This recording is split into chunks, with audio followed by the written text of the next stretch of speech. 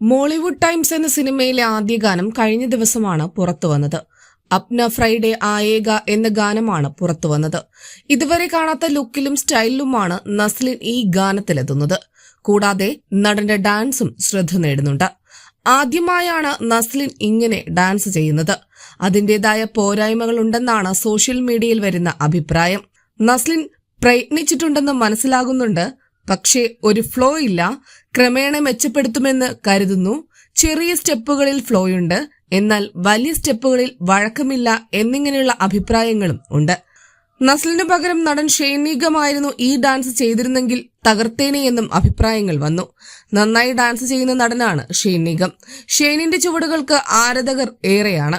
അതേസമയം നസ്ലിന്റെ ഡാൻസ് ഇഷ്ടപ്പെടുന്നവരുമുണ്ട്. ഒരുപക്ഷെ Mollywood ടൈംസിന്റെ കഥാഗതിക്കനുസരിച്ചുള്ള dance ആയിരിക്കാം ഇതെന്നും അഭിപ്രായങ്ങളുണ്ട്.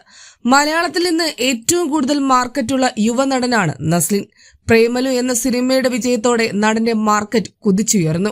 വലിയ വലിയ പ്രോജക്റ്റുകളുടെ ഭാഗമാണ് ഇപ്പോൾ നസ്ലിൻ.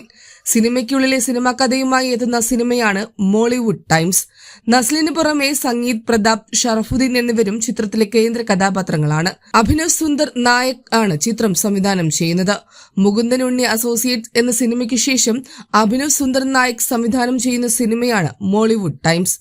ആഷിഖ് ഉസ്മാൻ പ്രൊഡക്ഷൻസിന്റെ ബാനറിലാണ് നിർമ്മാണം.